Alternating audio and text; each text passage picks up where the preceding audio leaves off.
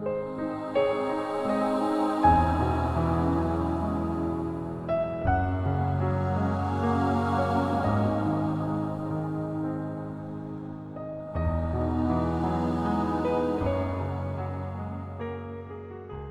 everyone, welcome to my weekly messages. I'm Jalila Starr. Today the topic is a higher perspective on Planet 9. If you have been following the alternative news, you'll have probably heard about this. I've gotten buku's amount of emails about it, and people thinking, oh my God, this is Nibiru, and of course all the normal fear mongering around Nibiru, going, oh, it's going to bring the end of the world and death and destruction and cataclysmic earth changes and all these things that they're saying. Well, okay. You know, I usually monitor this whole thing with Nibiru's approach. And I always check in with the Nibiruans just to, get their drift to see if anything has changed. And I usually won't say anything unless I see the fear mongering getting pretty bad. And I see it hitting certain groups and, well, just say groups of people that tend to have a lot of exposure. So, and can, we don't want the fear mongering going up into the mass consciousness grid, because that just attracts more reasons to be afraid, and it just, it's just not a cool thing. So when that happens, I kind of get a little message telling me that they want me to do a message, kind of put people at ease. Okay, so let's talk a little bit about Planet 9. 2 or 3 things I want to cover. Number 1 is that Nibiru? Number 2, what is it going to bring? Destruction? Number 3, is there a higher purpose? Number 4, well, I guess it goes into number 1. Is what is Planet 9? All right. So is it Nibiru? No. But let me clarify that a little bit.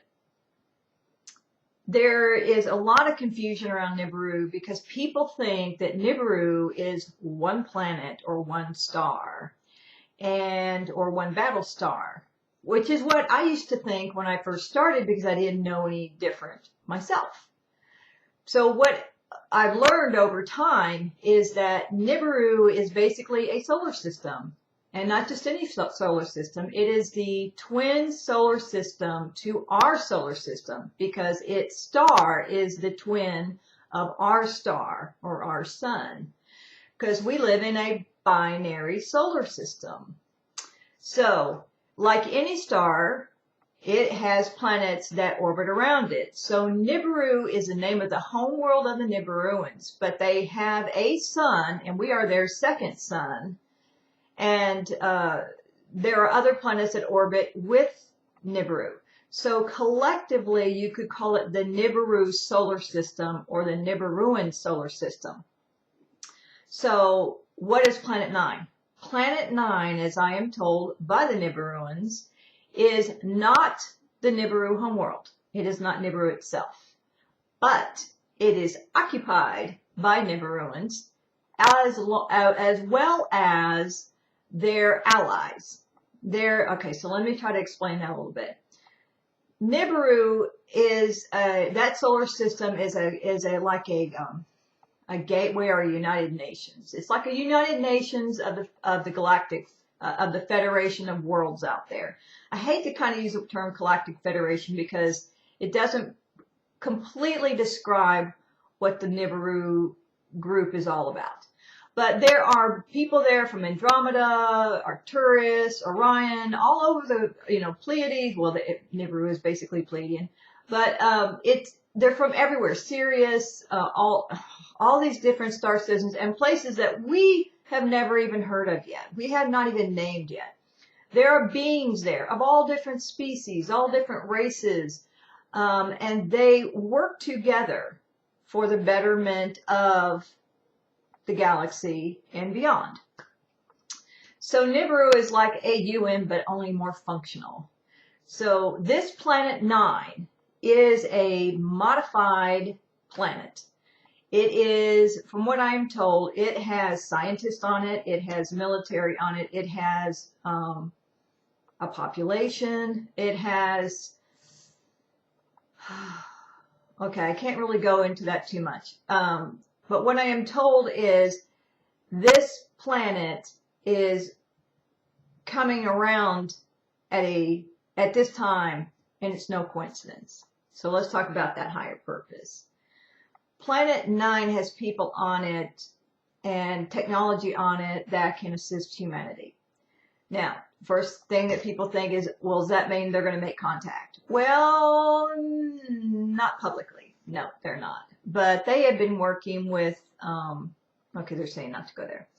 Anyway, so Planet 9 is coming because they will indirectly assist us in completing this shift into a new reality, meaning helping us to complete the transition of our systems and also bring about a much higher awareness or spiritual awareness on this planet. I'm not saying oneness, because we're not here to become a collective, but I'm saying bringing a more spiritual awareness. And there are people on this planet, humans on this planet, who are receiving this information and are helping to distribute this information. So it's acting, it's here to assist us, but it's also here to assist us in another way. Nibiru's system orbits kind of perpendicular to ours. In other words, like we orbit this way, but Nibiru's system orbits this way. So when we come into contact with our sister solar system, we'll usually come in contact from the southern hemisphere, because it's like we're orbiting here and it's coming up this way and it's orbiting this way. So here's the other piece of how they're assisting us, okay, is every planet orbits on a ring node, but it's like a hula hoop, okay? All of Earth is orbiting on its own hula hoop or ring node around our sun. Well, all the planets of the Nibiru solar system are doing it as well. But see, each one of these ring nodes is highly magnetic. So if two ring nodes were to collide, what would happen is one would reach down into the core of the other one's planet. If the planet orbiting on that ring node collides with the ring node of another orbiting planet, that ring node will hit the core, will reach down into the core of that planet and can cause some upheaval. It is my understanding that right now, because of where we are on our orbit, on our ring node, we are how do I explain this without confusing you? Planet 9's ring node has intersected with our planet and has made contact with our magnetic core. And so that's why we're seeing some volcanoes erupting right now, a little bit of shifting of tectonic plates. But it's not going to be major. It's a minor thing, because this planet isn't strong enough. Its magnetic core, its core is not, which controls a lot about the power of its ring node, which is a simplistic way of saying it, is not strong enough to do tremendous damage to us. So it's going to shake us up a little bit. But here's the cool thing, is that as it shakes us, what it's doing is it's shaking our magnetic grid as well. And we are like bumper cars connected to a grid. You know, have you ever been to a carnival and you get on the bumper cars? If you turned off the power, the bumper cars would stop. Well, every time this ring node shakes us, it disconnects us. It's like it's going like this. It's disconnecting us from our grid. And that's why we're seeing a lot of people have a lot of short-term memory. I've noticed it recently. It's like I'm having major senior moments frequently, and that's not usual for me. I mean, I've done a lot of healing, and my memory was a lot better than this. But it's not just me. A lot of people, young people, are having senior moments, and it's because every time we're shaken and disconnected from the grid, we have to reconnect. But in the process, in the meantime, during that disconnect, we disconnect from our memory, because our memories are not held in our brain, they're held in the grid. So that's what we're experiencing. But here's the fallout, but which is actually a benefit. anytime our memory constantly gets connected, disconnected, it creates frustration, irritation within the body. But what it's doing, it's basically shaking up all of the emotional stuff that we have that we're still holding on to. And how is it doing that? Well, when we're constantly connecting and reconnecting, not only is our memory affected, but our sleep pattern is affected. So people are having problems with sleep. They're waking up a lot at night. When you wake up over and over and over again at night and you don't go into enough of that deep sleep that's restorative, you wake up the next morning, you're not fully rested. And when you're not fully rested, you don't handle stress well. And we live in a very high-paced, fast-paced, high-stress society today. So what that does is when you can't handle stress, you also can't handle keeping the lid on all that stuff you're trying to keep down. So it's coming up. It's coming up and you can't stop it. So you're seeing massive purging. So just like that ring node is locking onto our core and shaking it and pulling us and like pulling at us, it's also pulling all this gunk out of our systems. So we're seeing a mass purging going on. So from a higher perspective, it's helping with our emotional clearing. So that brings me to my another point about the name Planet 9. It was nicknamed the Planet 9. Well, 9 is the number of beginning or endings and beginnings.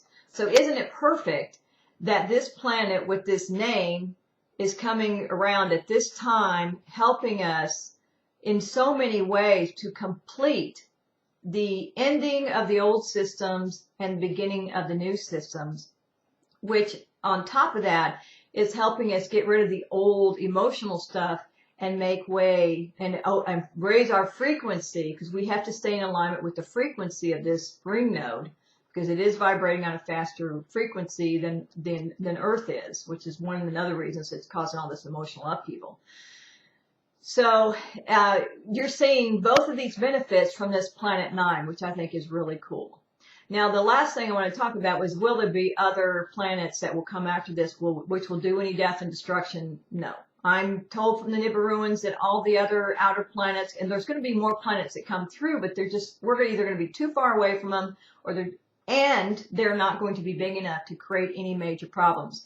They told us years ago we had earned a pass on the big whammo that took down Atlantis and has caused major cataclysms in the past. We're not going to have that this time.